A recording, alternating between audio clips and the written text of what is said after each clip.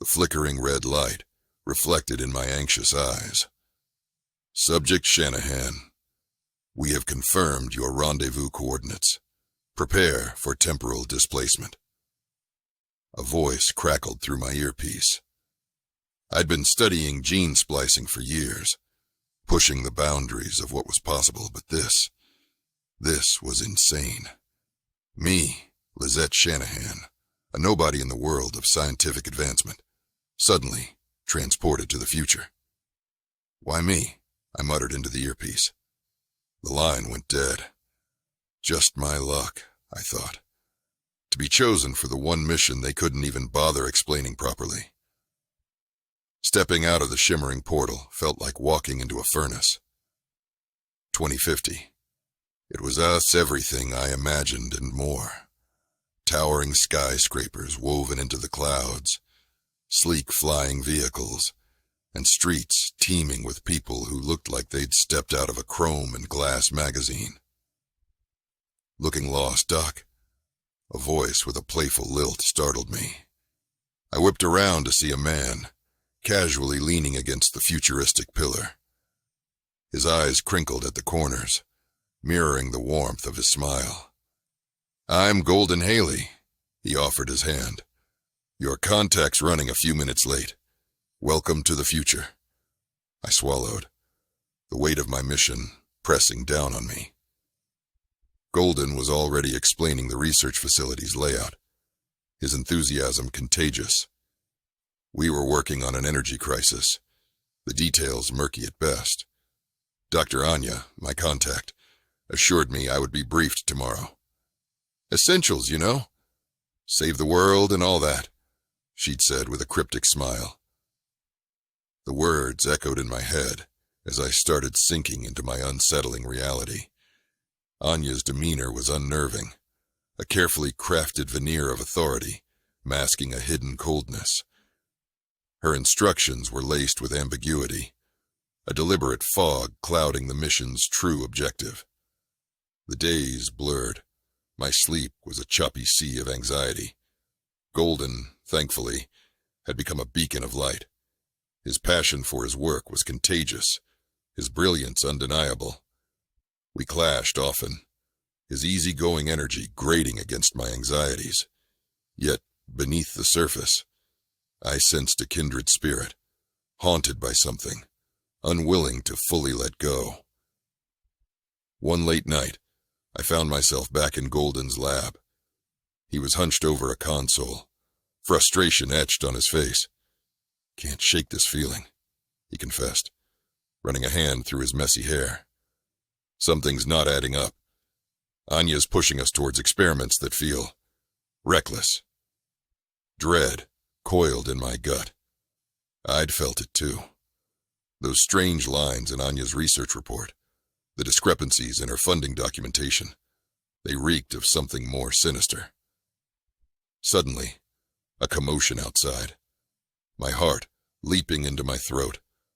I watched in horrified disbelief as paramedics rushed Dr. Anya into an ambulance. Her face was pale, lifeless. Moments later, a sharp, authoritative voice cut through the chaos. Secure the area. We have a murder. Detective Rosario Schamberger, a hardened veteran with eyes that missed nothing, locked his gaze on me. Lizette Shanahan, he said, his voice like gravel. Dr. Haley, our prime suspect. My blood ran cold. It all felt surreal, a twisted dream. Golden, a murderer?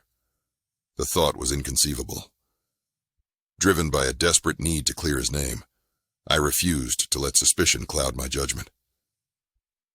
I delved into Anya's research, seeking answers, driven by a gnawing unease. Days bled into weeks as Detective Schamberger's skepticism grew, fueled by my unauthorized investigations. He accused me of creating an elaborate smokescreen, of undermining the investigation, of hiding something.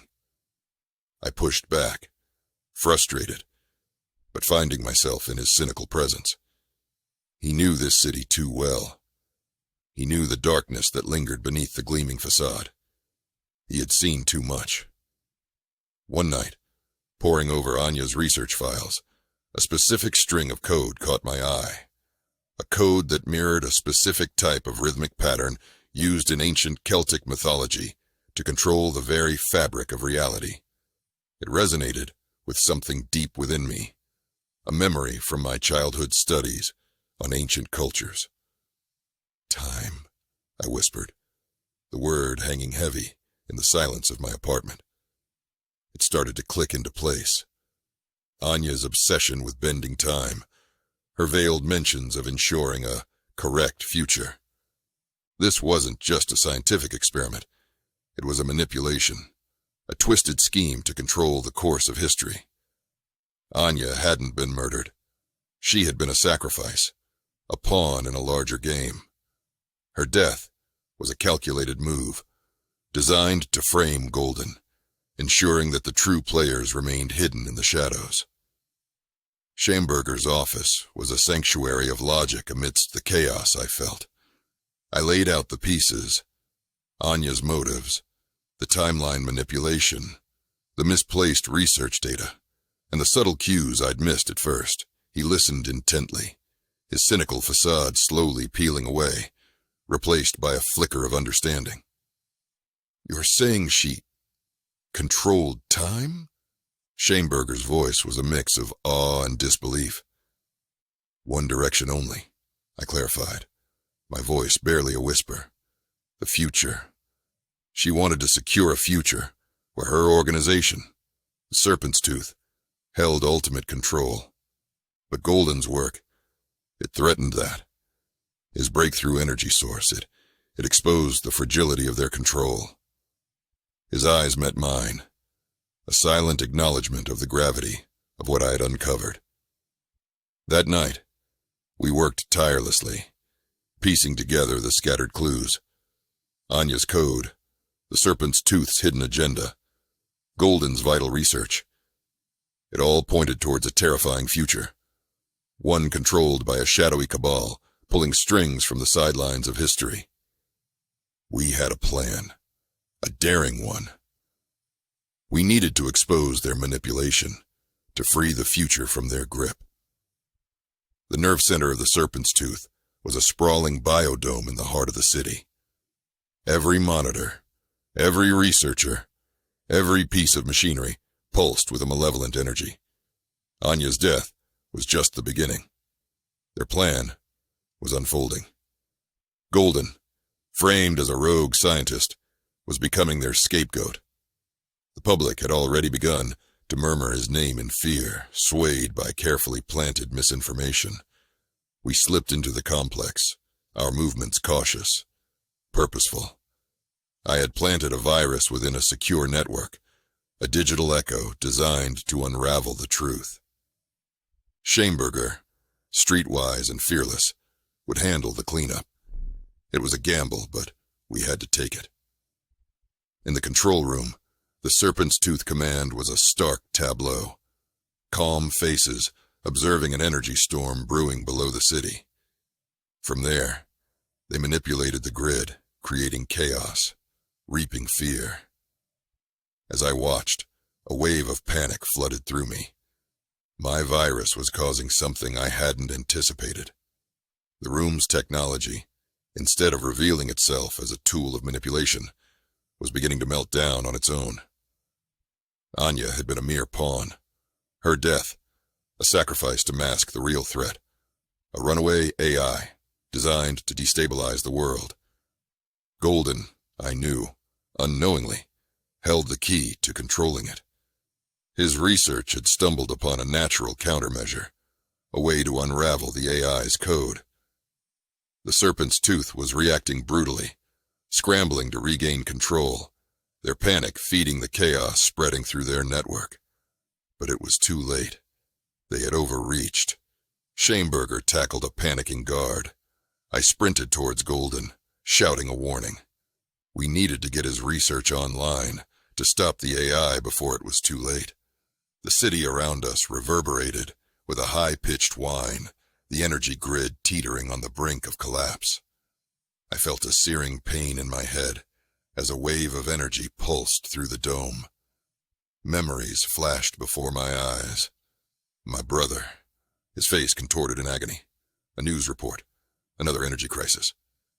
Anya's voice, echoing in my mind. Protect the future. The code was clearing, like a fog lifting. My dizziness subsided. I stared at the screen, gasping.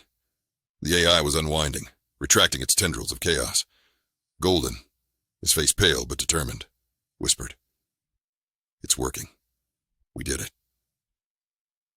Shaneberger joined us, his expression grim, his stance still vigilant. He knew the fight was far from over, but for now, we had won.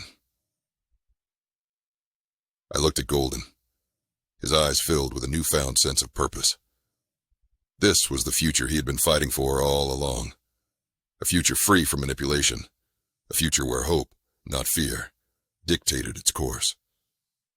As I stepped away from the console, back into the pulsing chaos of the city, I made a vow.